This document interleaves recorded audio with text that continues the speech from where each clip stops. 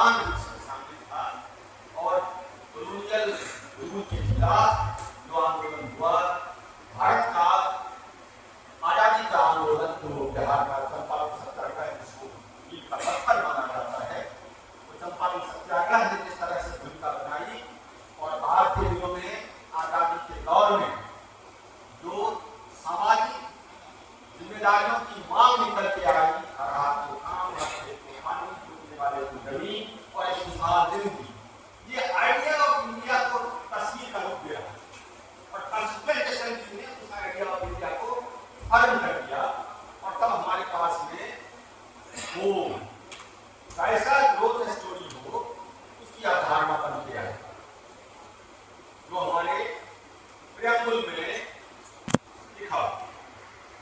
तो आज जब हम ग्रोथ स्टोरी की बात करते हैं हमें इस बात पर ध्यान देना होगा कि हमारा जो प्रियम्बल कहता है, जो परिकल्पना देश के महान नायकों ने सामाजिक परिस्थितियों को समझ के उनके साथ मिलकर विमर्श करके चर्चा करके किस तरह से लक्ष्य बनाया, मुझे लगता है कि उन संविधान के बनाने वाले को मैं कहूँ कि बाबा साहब भीमराव अम्बेडकर की ड्राफ्टिंग कमेटी के चेयरमैनशिप में जो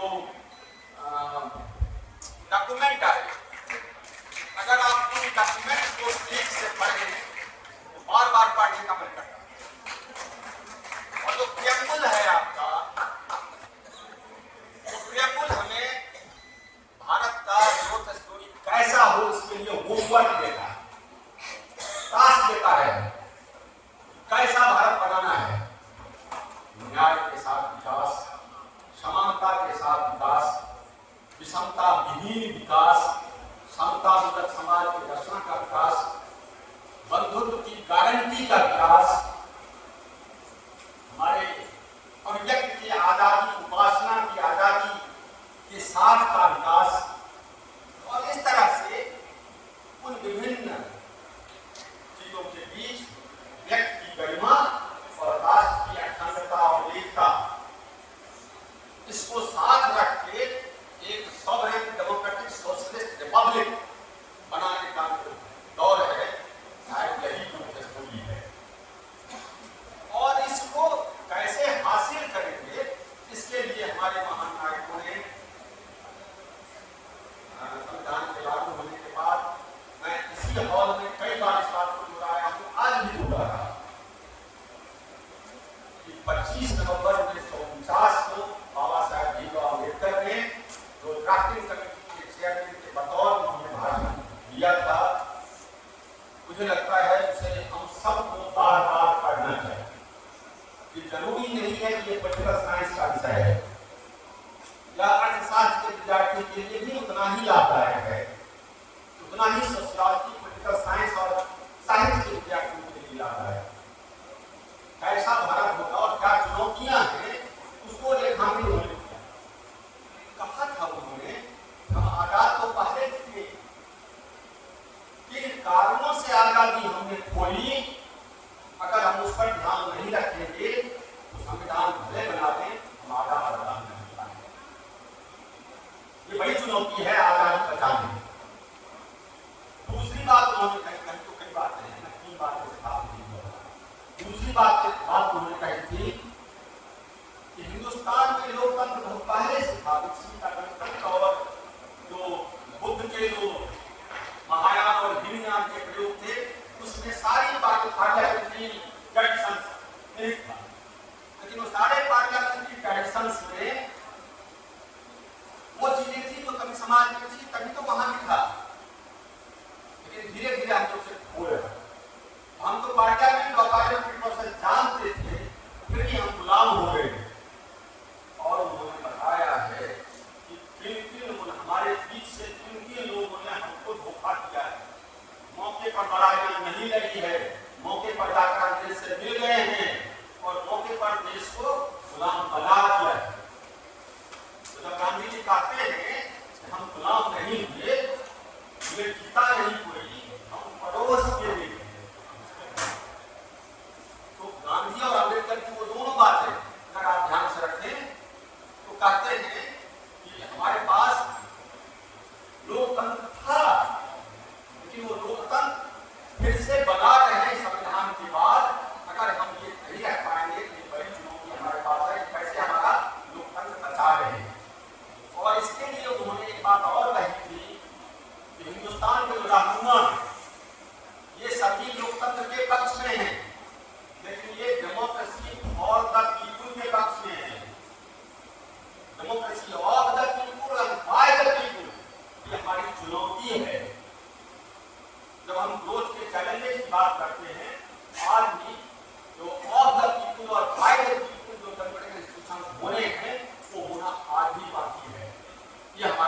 उपलब्धियां हैं। बावजूद इसके जब हम आजाद हुए, और मैं सॉल्व करता हूँ, कुछ बातें अपन ने कह दिया है, मैं उसको दोहराऊंगा नहीं, लेकिन शुरू में हमने वेलफेयर स्टेट की कल्पना और हाईएस्ट प्लानिंग और कम्युनिटी डेवलपमेंट दोनों को साथ रखा, सार्वजनिक भी हो और निजी भी हो, दोनों साथ रखा। तो मिक्स्ड इकोनॉमी भी रखी और वेलफेयर स्टेट की कल्पना की। धीरे धीरे जब हम विकास के क्रम में आगे बढ़े तो हम वेलफेयर से डेवलपमेंट में आ गए। हम लगा कि नहीं, वेलफेयर हो गया, थोड़ा डेवलपमेंट की बात होनी चाहिए, लोगों के बीच से ताकत बननी चाहिए, प्रक्रिया बढ़ी, हमारे जो इंफ्रास्ट्रक्चर है उसके डेवलपमेंट की बात हो, जिसको सोशल ओवरहेड कैपिटल कहें। उसके बाद एम्पावरमेंट का दौर, उसके बाद पार्टिसिपेशन का दौर, फिर इंक्लूसिव पार्टिसिपेशन का दौर, फिर एक्टिव इंक्लूसिव पार्टिसिपेशन का दौर। एक पक्ष ये है लोकतांत्रिक शामिल होने का, सोच की प्रक्रिया में, डेवलपमेंट के प्रोसेस में और ग्रोथ पाने के लिए ये रास्ता। क्योंकि धीरे धीरे ये हुआ कि जब हम शुरू में ट्रिकल डाउन हैबिट के साथ चले थे, वो कारगर नहीं हुआ। जहां से चला था वो लटक कहीं रास्ते में रह जाता था, जगह तक पहुंचती नहीं। और जब पंचायती राज की स्थापना हुई थी तो बाबा साहब भीमराव अम्बेडकर ने टिप्पणी की कि अभी हिंदुस्तान जिस स्थिति में है, अगर पंचायती राज सिस्टम लागू हुआ, ये कुछ लोग गणमान्य लोग हैं, उनके हाथ लगा जाएगा, नीचे आम आदमी तक नहीं जाएगा। इसीलिए पंचायती राज को थोड़ा रोक के सरकार के हस्तक्षेप को थोड़ा बढ़ा के करना चाहिए। बात उनकी नहीं चली। गांधी के बाद अगर गांधी की बात कर रहे थे तो गांधी नेहरू का विवेक और बंच ऑफ लेटर्स है, ऑक्सफोर्ड में छापा है, उसको हम सबों को पढ़ना चाहिए। वहां गांधी कहते थे कि गांव में जनता बस्ती, आत्मा बस्ती भारत का, गांव विकसित होगा तो देश विकसित होगा। और नेहरू कहते थे कि अगर शहर विकसित हो जाएगा, बड़े उद्योग लग जाएंगे, तो गांव से लोगों को खींच लेंगे, गांव हल्का हो जाएगा, गांव में अच्छी बात हो जाएगी। आगे चल के हमारे राष्ट्रपति जी ने बड़ा खूबसूरत दिया था, पूरा करके कार्यक्रम। हाँ, अब काम पूरा का प्रोविजन था कि अर्बन प्रोविजन गाँव में रूरल एरिया में होना चाहिए, क्योंकि मैंने लिखा था कि कितना बड़ा गैप है, इस गैप के बारे में। तो गांधी ने जब कहा तो उन्होंने कहा कि तुम्हारे समझने के लिए मैं ये अंग्रेजी में खत लिख रहा हूं। ये सारे लोग शहर में नहीं रह सकते, इसलिए गांव को बेहतर बनाना होगा।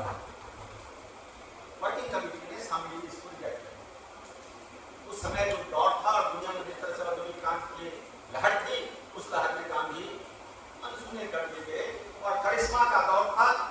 अब लगा बाकी लोगों को कि भाई ये तो गांधी के रास्ते जब चलूंगा तो गांधी तो चलते चलते अपने सर का कपड़ा उतार लिया।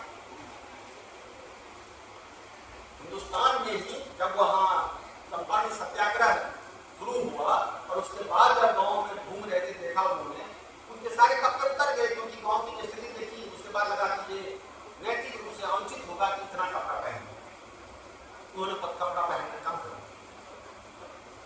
उसके बड़े एनेक्डोट्स हैं, ले जाओ, लेकिन एक मैसेज ये था कि औसत जितनी ही उपलब्ध है देश में, हमको उतना ही उपभोग करना चाहिए। तो ग्रोथ में जो मोरालिटी का सवाल है वो बड़ी चुनौती है। ग्रोथ मोरालिटी नहीं देता, ग्रोथ विजन की बात तो करता है, सर्प्लस एक्सप्लोटेशन और उसके विजन की बात तो करता है, मोरालिटी के साथ ग्रोथ की बात नहीं करता है। हिंदुस्तान के जो रोमांटिसिज्म है, ग्रोथ स्टोरी, हमारे यहाँ ग्रोथ नहीं करते, हम लोग प्रगति करते, उन्नति करते।